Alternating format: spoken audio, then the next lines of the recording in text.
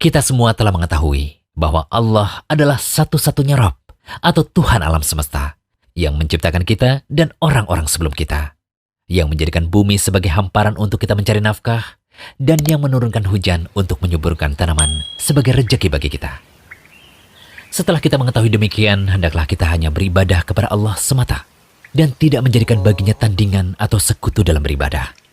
Allah Ta'ala berfirman yang artinya, Dialah yang menjadikan bumi sebagai hamparan bagimu dan langit sebagai atap. Dan Dia menurunkan air hujan dari langit, lalu Dia menghasilkan dengan hujan itu segala buah-buahan sebagai rejeki untukmu.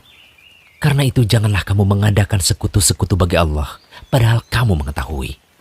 Surah Al-Baqarah ayat 22. Sahabat Ibnu Abbas radhiyallahu anhu yang sangat luas dan mendalam ilmunya menafsirkan ayat tadi dengan mengatakan, yang dimaksud membuat sekutu bagi Allah adalah berbuat syirik. Syirik adalah suatu perbuatan dosa yang lebih sulit atau sangat samar untuk dikenali daripada jejak semut yang merayap di atas batu hitam di tengah kegelapan malam. Kemudian Ibnu Abbas radhiyallahu anhu mencontohkan perbuatan syirik yang samar itu seperti demi Allah dan demi hidupmu wahai fulan, atau demi hidupku, atau kalau bukan karena anjing kecil orang ini tentu kita didatangi pencuri-pencuri itu.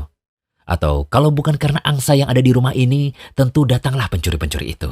Dan ucapan seseorang kepada kawannya misalnya, atas kehendak Allah dan kehendakmu. Juga ucapan seseorang seperti, kalau bukan karena Allah dan karena fulan. Akhirnya beliau radhiyallahu anhu mengatakan, janganlah engkau menjadikan si fulan sebagai sekutu bagi Allah dalam ucapan-ucapan tersebut. Semua ucapan ini adalah perbuatan syirik. Hadis riwayat Ibnu Abi Hatim. Itulah syirik. Ada sebagian perbuatan yang telah diketahui dengan jelas bahwa perbuatan itu adalah syirik, seperti menyembelih, bernadar, berdoa, meminta dihilangkan musibah atau istighosah kepada selain Allah, dan terdapat pula bentuk syirik seperti yang dikatakan Ibnu Abbas dalam hadis tadi, yang sangat sulit dikenali atau sangat samar. Nah, syirik seperti ini ada dua macam. Pertama, syirik dalam niat dan tujuan. Ini termasuk perbuatan yang samar karena niat terdapat dalam hati, dan yang mengetahui hanya Allah Ta'ala. Seperti seseorang yang sholat dalam keadaan ingin dilihat atau riya, atau sum'ah, ingin didengar orang lain. Tidak ada yang mengetahui perbuatan seperti ini, kecuali Allah Ta'ala.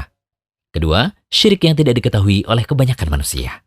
Syirik seperti ini adalah seperti syirik dalam ucapan selain perkara i'tiqad atau keyakinan. Nah, syirik semacam inilah yang akan kita bahas pada kesempatan kali ini. Salah satu di antara bentuk syirik yang sering diucapkan oleh lisan manusia, tetapi belum banyak yang mengetahui bahwa perkataannya termasuk dalam perbuatan syirik, adalah mencela makhluk yang tidak dapat berbuat apa-apa. Misalnya nih, bencana ini biasa terjadi karena bulan ini adalah bulan suruh. Atau mengatakan begini, sialan, gara-gara angin ribut ini nih, kita jadi gagal panen. Ya, sebagian orang begitu mudah mengucapkan perkataan-perkataan seperti tadi. Padahal makhluk yang kita cela tersebut tidak mampu berbuat apa-apa kecuali atas kehendak Allah. Mencaci mereka pada dasarnya telah mencaci dan menyakiti yang telah menciptakan dan mengatur mereka, yaitu Allah Ta'ala. Dalam sebuah hadis qudsi, Rasulullah SAW bersabda, Allah Ta'ala berfirman, manusia menyakiti aku. Dia mencaci maki masa atau waktu, padahal aku adalah pemilik dan pengatur masa. Akulah yang mengatur malam dan siang menjadi silih berganti. Hadis riwayat Bukhari dan Muslim dari Abu Hurairah. Rasulullah SAW juga bersabda, janganlah kamu mencaci maki angin. Hadis riwayat Tirmidzi. Syekh Al-Albani mengatakan bahwa hadis ini sahih. Dari dalil-dalil ini terlihat bahwa mencaci maki masa atau waktu, angin, hujan, dan makhluk lain yang tidak dapat berbuat apa-apa adalah terlarang.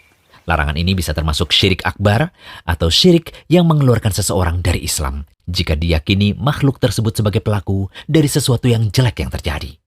Meyakini demikian berarti meyakini bahwa makhluk tersebutlah yang menjadi hal baik dan buruk. Dan ini sama saja dengan menyatakan ada pencipta selain Allah. Namun, jika diyakini yang menakdirkan adalah Allah, sedangkan makhluk-makhluk tersebut bukan pelaku dan hanya sebagai sebab saja, maka seperti itu termasuk keharaman, tidak sampai derajat syirik. Tapi apabila yang dimaksudkan cuma sekedar pemberitaan seperti mengatakan, aduh, hari ini sangat panas sekali, sehingga kita menjadi capek. Nah, ucapan seperti ini tanpa tujuan mencela sama sekali, maka seperti ini tidaklah mengapa. Untuk itu, kita harus berhati-hati dalam berucap.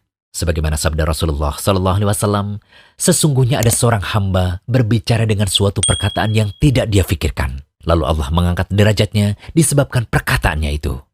Dan ada juga seorang hamba yang berbicara dengan suatu perkataan yang membuat Allah murka dan tidak pernah dipikirkan bahayanya. Lalu dia dilemparkan ke dalam jahanam. Hadis riwayat Bukhari. Semoga pembahasan ini menjadikan kita lebih berhati-hati dalam berucap. Hanya Allah yang memberi taufik dan hidayah.